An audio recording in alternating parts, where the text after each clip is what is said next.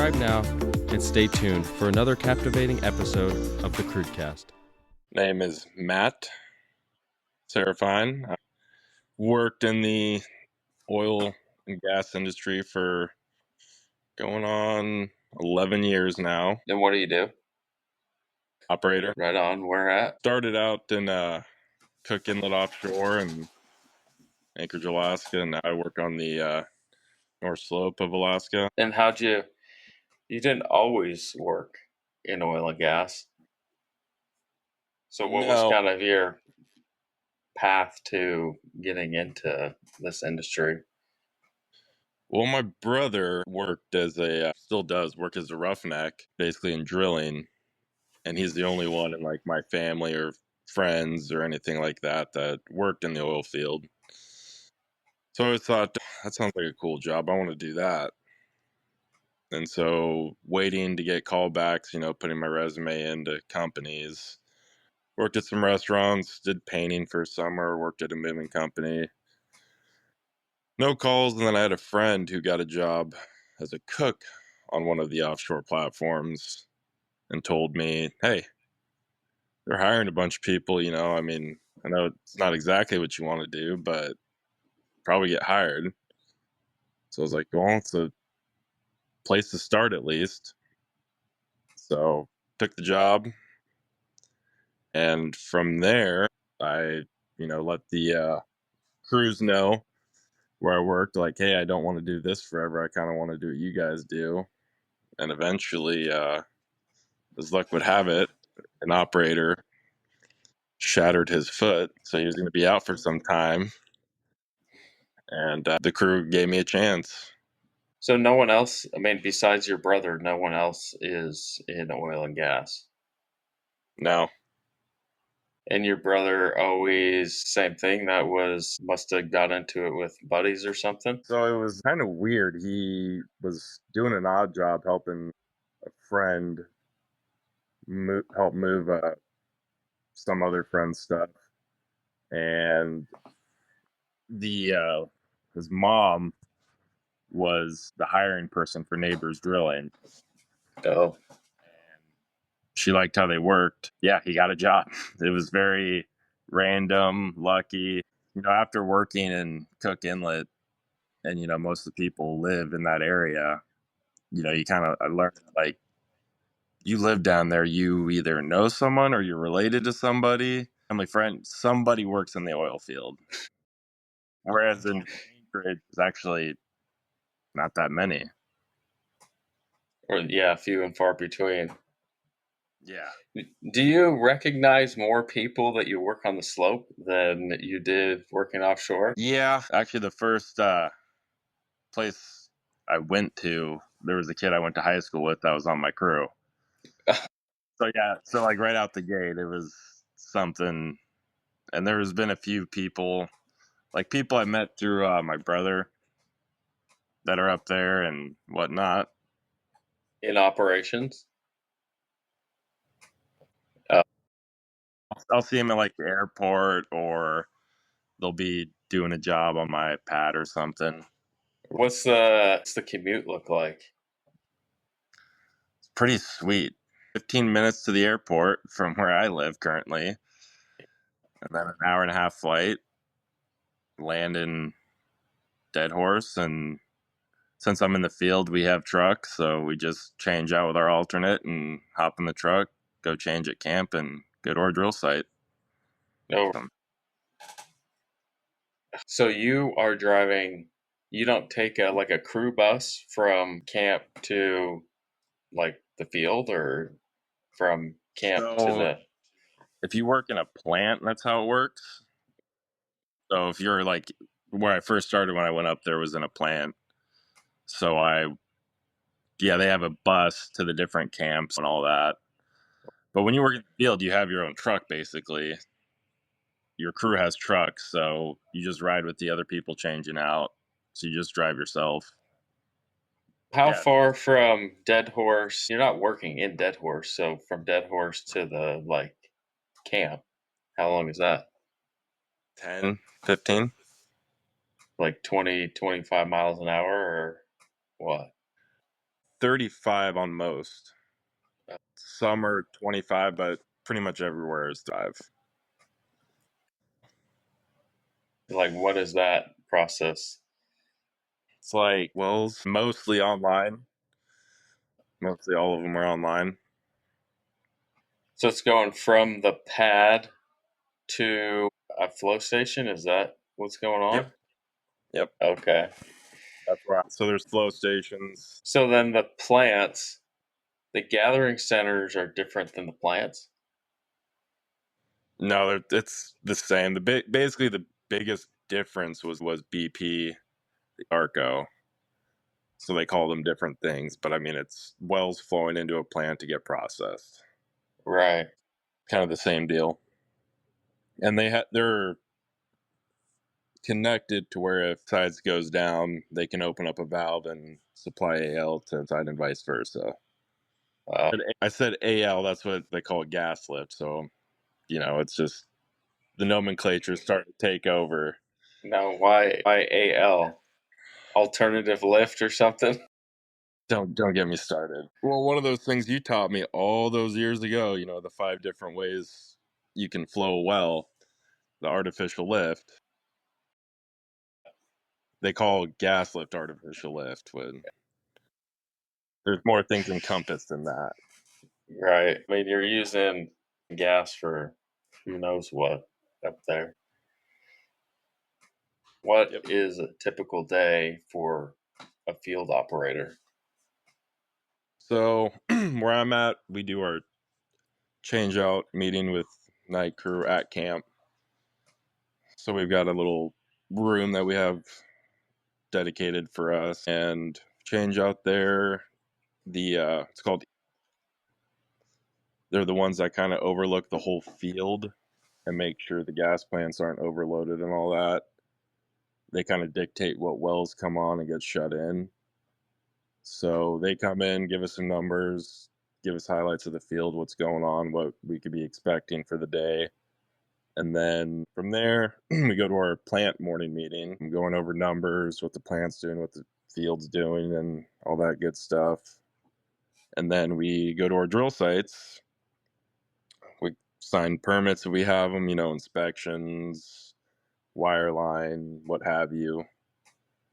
And then we have to do our manifold building walk down, just making sure we walk through the manifold, checking everything, make sure there's no leaks, everything's functioning as it should. And then they call it running the wells. We know it as just doing your tubing and casings. Oh, yeah.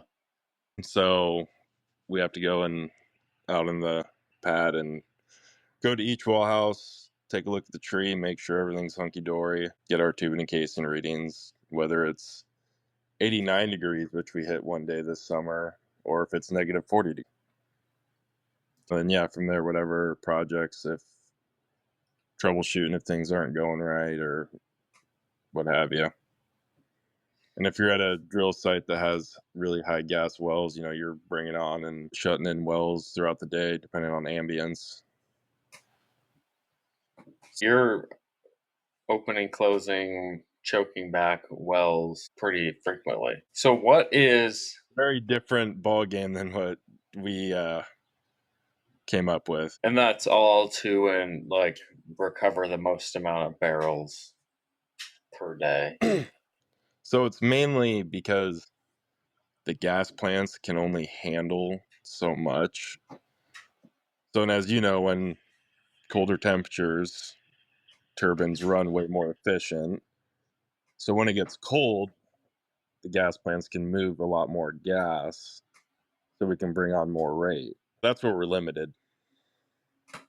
If it gets colder, you're bringing on more wells to make more oil in theory.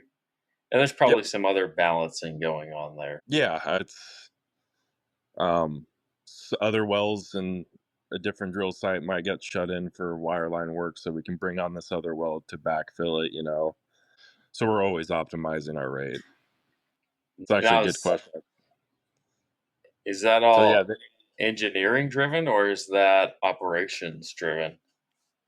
So you have operators that shadow and learn to do it, but it's run by optimization engineers. So basically, like if at the gas plants, if a compressor goes down, they're calling the board operators at all the facilities like, hey, shut in these wells because the line's going to get super packed off and pressure up and not, they just won't be able to move the gas. Do they have standard like hours that they do that? Like they can make change within like blocks, or is it just whenever you get a call from the board operator to shut in a well or something? I mean, of course you're going to do that anytime if they call you, but did they try and standardize those time slots or something? No, that's all just depend on ambience. So if there's like a 10-degree swing up or down, board operator is going to be giving you a call like, hey, shut in these wells or we're going to bring these wells on. And that's all over radio? Yeah. Uh, Well, they'll try calling first, but if you're out doing something, typically they'll call your drill site first and then they'll hit you on the radio. you have your own control room out there. Yep. Now, what else is on the pad? You have utilities. Yeah, it's pretty basic. I mean, the biggest difference in like what you and I would say we're used to is all the valves are hydraulically driven. So you have a hydraulic skid and you do have an air compressor. So that's the only thing you have as a test separator. The rest just goes in the manifold through the headers. And no chemicals? There are chemicals. Like where I'm at makes a lot of water. So there's a lot of corrosion inhibitor and scale inhibitor. Like down the well, you're saying? Is that what you said? Flow line. So then, are you going from your drill site to the plant? Is that like, say you're going for lunch or something like that? Are you staying on site all day? Or are you like, do you have No, multiple, like, on one of our drill sites, we have a brake facility. So everyone in the field will all meet up there and have lunch. Unless, of course, we have something that we can't leave the drill site for, say, safety related, right? We have like fire and gas testing. We have stuff bypassed. We have to stay on site in case of an emergency. right? Are you getting rounds on multiple drill sites then typically? No, You just the unless one. yeah, just the one. And then the natural progression is that you go from drill sites to what? What's your next step? I mean, you just be drill sites. It's really weird. I mean, you got guys who have worked up there for 30 plus years and they've only worked drill sites or they've only worked in the plant. Oh, There's never really? been any like cross training. Like they've never done anything else but where they're at. Is that typical? Yeah. Yep. So with my past experience, I kind of have an advantage because like when the plant's talking about their compressors or stuff like that, it's like I kind of understand because I Right. have that experience. Whereas a lot of guys never worked in a plant, they just know wells. Interesting. Because they work you into, I don't know much about it, but oil, water, gas, utilities, like they work you through the whole system. I mean, how does somebody go from, what's your next like raise or improvement or something like that? Well, that's what's funny. I mean, really, it would just be to become a lead. A lead field operator? Yeah. And if I were to go to like the plant, I'd have to start at the bottom again Right. of working my way up to eventually working the board. Now, in drill sites, like, yeah, I just started back in May. So I still have to work up to get signed off on my Tech 3 to be able to work what we call the gas pads. Because we have wells that we inject gas down into to help the field make more rate. And those can be a really bad day, so you got to know what you're doing there. If you have field operators, like days, nights, or one? They run full crews day and night. Oh, so they have a night lead and a day lead. So you don't really get into much projects because if something happens, you don't want to, you got to be able to break away and go take care of it. you're saying you would have to apply for an open job in the gas plant? If I wanted to go to the gas plant, Yeah, right. I don't really have, I got to tour it. It's really cool. We're talking, it's just, everything is so big. The inlet to that facility, it's compressors basically your suction compressors. These valves, these suction valves are so big. Everything is just so big compared to my past life. And they make special kind of gas that they inject down hole to help recovery. There's a lot of cool stuff to learn and go, but I don't really have a desire to go. Well, like you said, you just started up there in May. What was Well, the? it was actually September. I started at a water plant, treatment plant. Not even the treatment, just the injection plant. Where people are hauling you waste or like produce fluids or what? So you have the seawater treatment plant that's like on the very edge on the ocean. It's kind of cool. They built it as a barge and they barged it up and then just anchored it right there on the ocean. Yeah, it's pretty cool. So there they take the water from the ocean, they treat it, and they send it to the seawater injection plant where it just runs through some turbines to get up to formation pressure and then sends it back out the door. So is that another enhanced recovery then? Okay.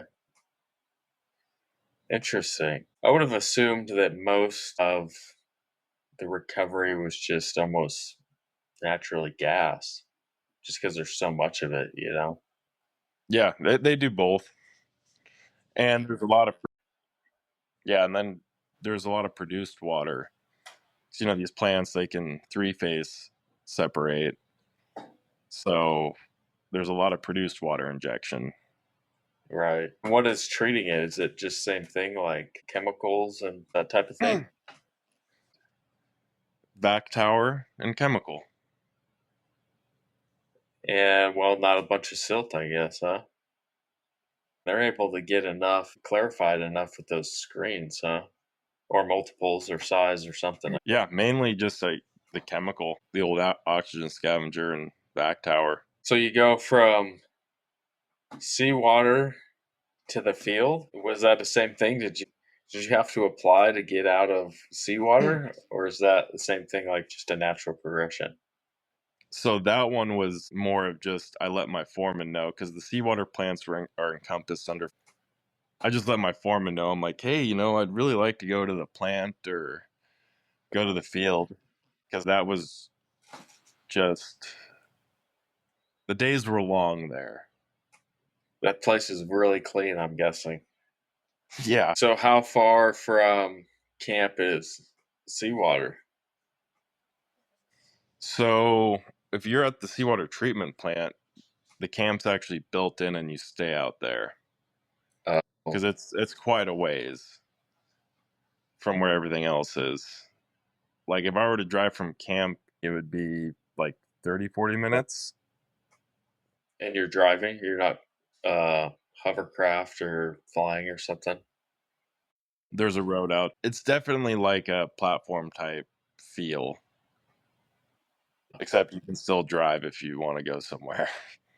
Where are you going to go, though? Yeah. What has most of your progression has just been just letting people know what you're interested in, like what you want that next step to be? Is that what you would let Is that what you would tell other people? Like, what kind of advice would you give people to like progress? Don't expect people to be able to read your mind and just give you what you want, because they know without you telling them. You got to be vocal. It's the same thing like you hear in normal 9 to 5 jobs, like, oh, I haven't gotten a raise in such and such time. It's like, well, have you asked? You got to voice what you want. Obviously, do it tactfully. You don't want to go in and just come in all hot and heavy and dissuade people from wanting to give you a chance. But yeah, no, I mean, starting from when I was a bull cook, just always communicating like, hey, this is what I'd like to do. I'm willing to do this, that. I got a good attitude. I work hard. I won't let you down if you give me a chance to do it. That's funny. You say that probably is very accurate in that people can't read your mind, of course. So they don't know what you want unless you tell them. Yeah, that's been the biggest thing. When I was still working offshore, I was wanting to go to the slope. I wasn't just sitting there like, man, chances any job that opened up, I'd apply for the slope, and I would let my superiors know like I have interest in going. Yeah. How much of that is networking?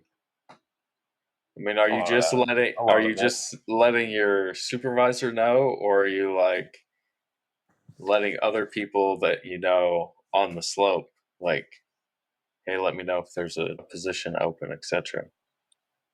That's exactly how I got to the slope. Was the foreman who, when I initially went. So yeah, no, I applied and shot him off a message like, hey man, I applied. What are you gonna do for me this time? Something to be said of not leaving jobs, or when you're working with people, if they get moved to different places or whatnot, leaving on bad terms. It's always good to leave on good terms, so in the future you guys can help each other out, what have you, or you have opportunity to go different places. And there's value in knowing what you're getting, I'm guessing, as far as if you're the supervisor, you already know what Matt's capable of. It could be an easy transition. If you want it and he needs somebody, then No, absolutely. But that's, yeah, there's some I can part on people. Yeah, don't leave on bad terms. Try to keep good relationships with the people you work with, superiors. I mean, look, it's been, how many years has it been since we worked together? Like probably 7, 8?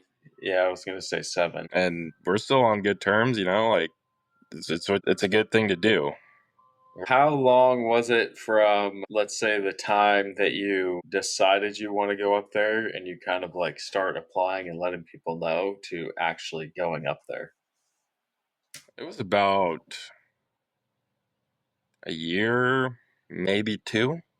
Oh, okay. So I think that's a decent amount of time. Yeah. I just, anyone that popped up, I'd apply, and finally one just worked out. What do you think makes you kind of a valuable part of the team? What would if we're giving advice to people, what are you doing really well that like keeps you as part of the team? I'm never getting complacent, in the sense that I learned how to do my job. I know how to do it.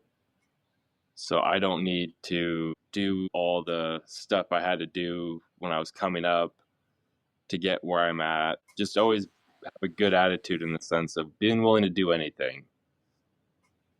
Like if it's to go mop a floor, even though I'm a board operator, say, like just being useful, having a good attitude, always being willing to help people. And, I learned this from a certain somebody.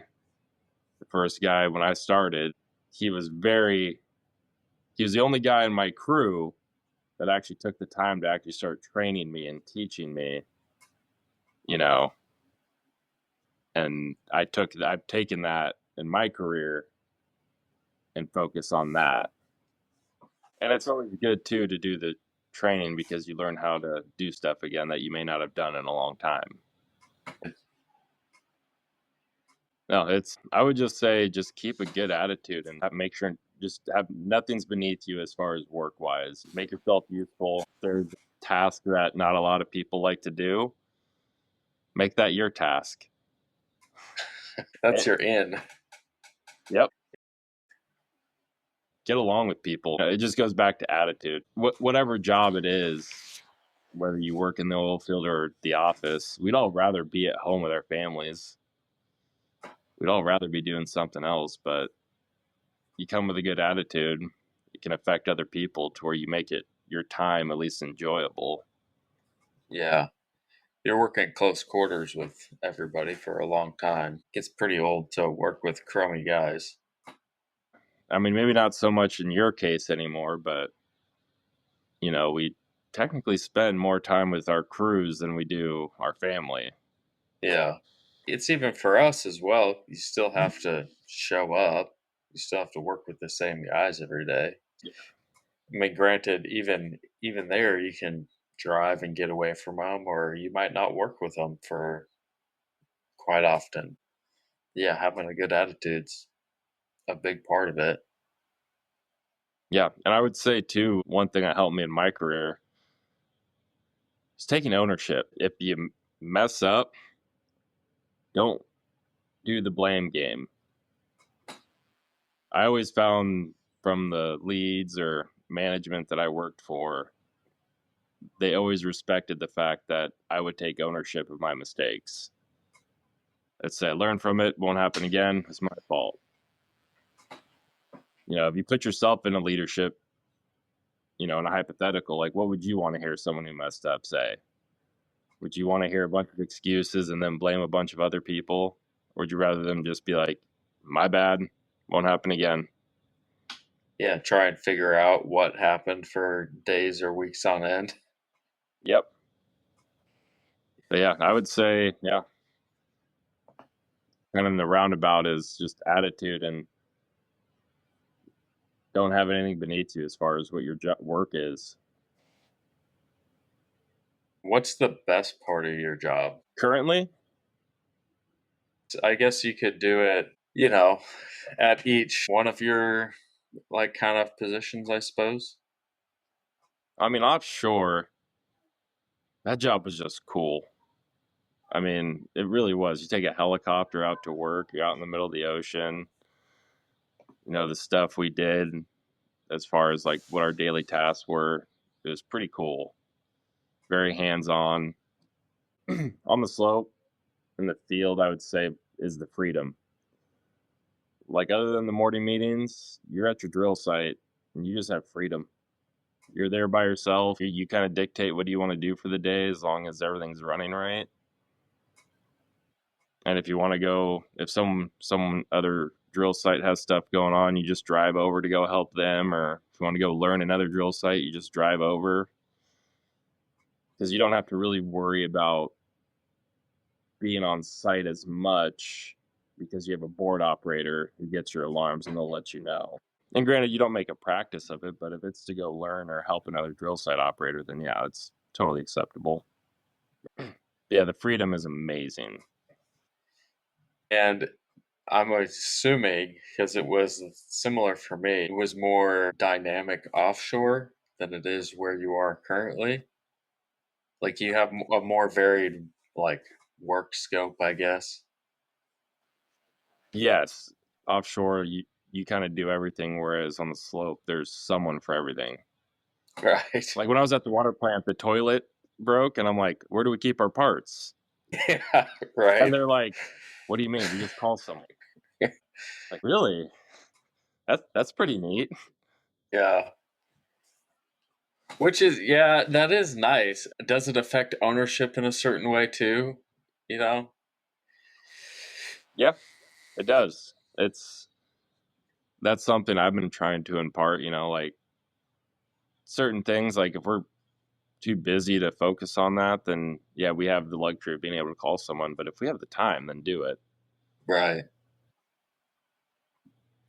Yeah, I'm always used to, like you said, coming from offshore, you are replacing piping, you're working with the crane, you're optimizing gas lift, all those things. You could be replacing a toilet, everything on the facility. You're doing everything that's on the slope. Within reason. Yeah. On a platform. So I think there's a sense of, yeah, it's fun in that way. It's pretty sweet. It's definitely different, like you said. Like, I mean, in the field, we do a lot of our own bolt up work. Oh, But like, even think of wireline. We just sign their permit, and the well's theirs. They do all the opening and closing, connecting, and all that. What we would do offshore. It's actually kind of like easy because I'm so used to being like hands on that stuff and being there. I kind of don't like just like signing the permit and just like being on site, like making sure everything's going good. but yeah, I just thought, like, man, this is nice. They're adults, they're competent. That's like their trade. They know how to do it. Well, what else do you want to tell people? Well, I would say the oil field is a pretty cool job.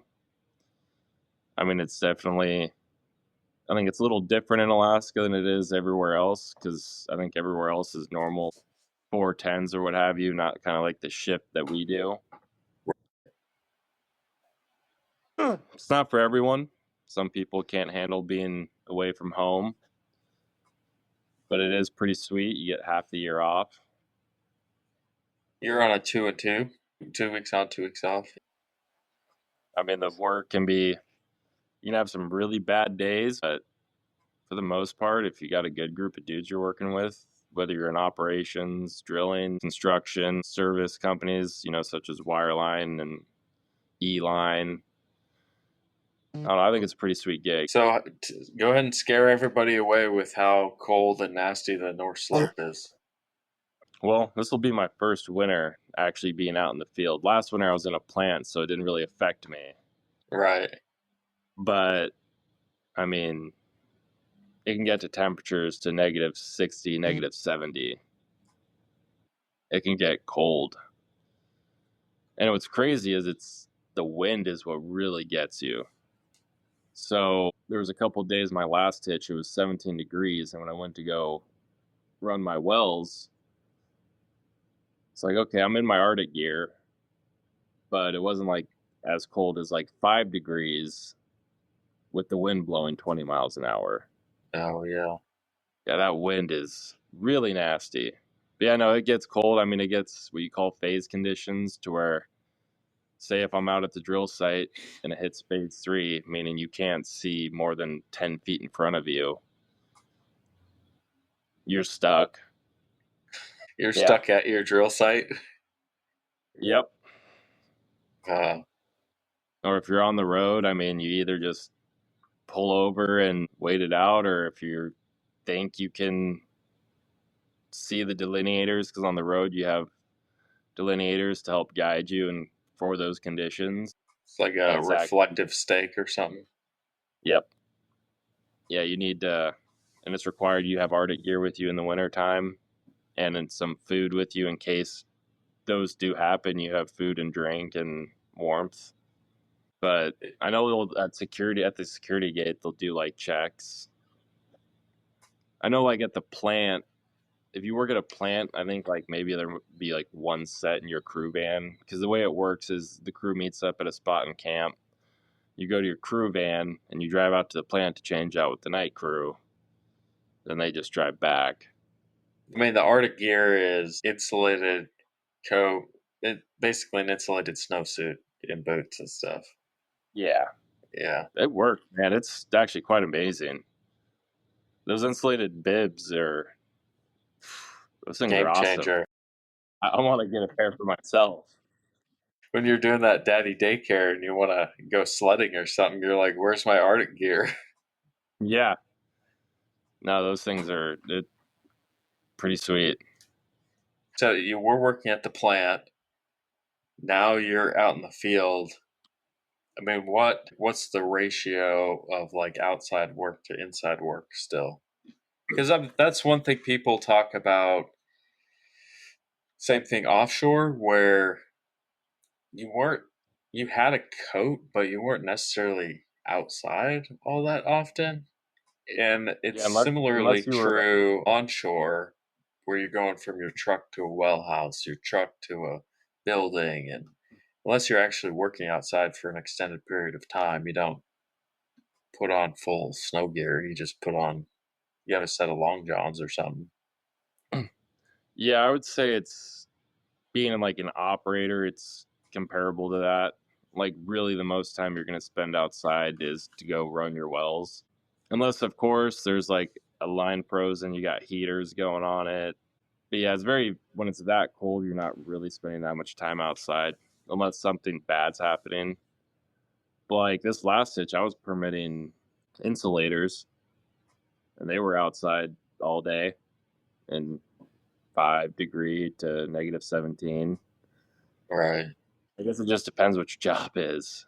As an operator, it's yeah, like you said, I was only putting on my Arctic gear for running my wells so I could get it done faster. Not just run into a well house, hop in the truck, warm up, go to the next one. But with the Arctic gear, I can go.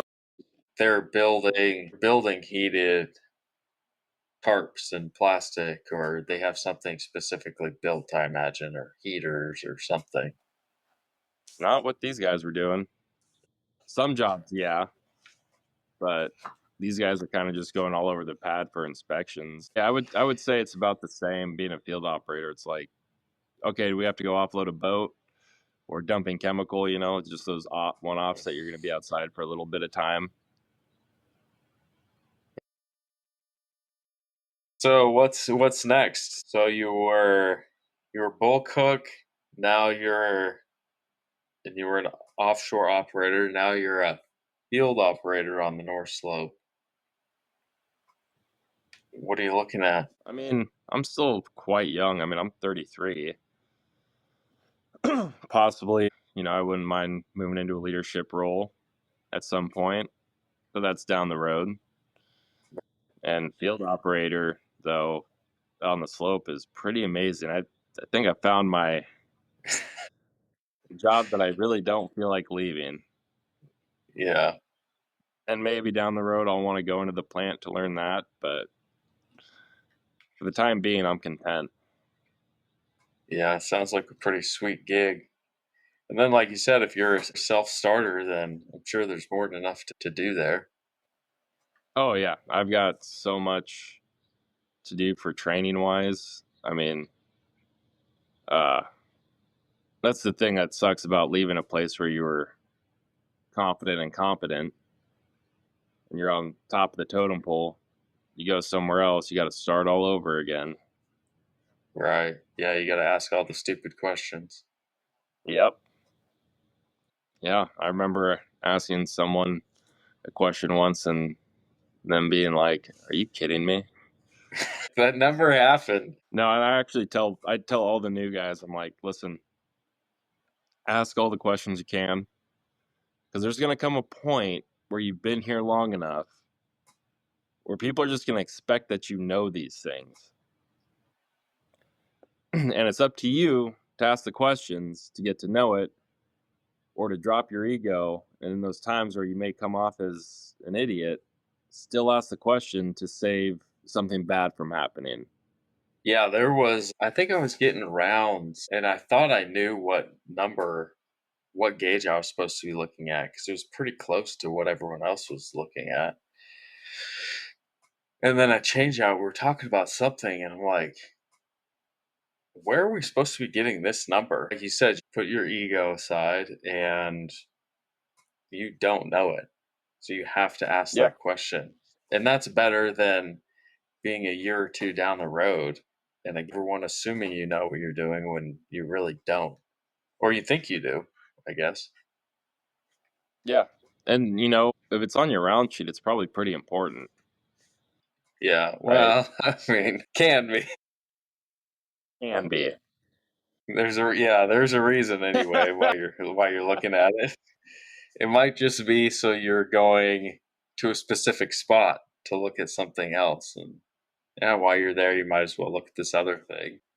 But no, that's what I've taken away is just never stop asking, drop your ego. And if someone wants to give you crap, be like, hey, I didn't know, right? Like, I'm just trying to be honest, saying, hey, I don't know this, but I want to know this because I want to be a better teammate, do the job better, do it safer. Right. I think that's good advice for sure. All right, we're at 1 hour. Have we covered everything? I mean, there can always be a round 2. There can be a follow-up Matt interview. Matt's in the gas plant now. Matt's in a leadership role. God help us. No, it's all good. I appreciate you coming on, and yeah, I mean these podcasts don't happen unless people want to take the time to make them happen, you know. And the only way I get better is the same thing. You guys come in and let me ask you some questions. So I appreciate it. Questions were good. Definitely do it again. Cool. Thanks, Matt. All right, man. Good seeing you, buddy.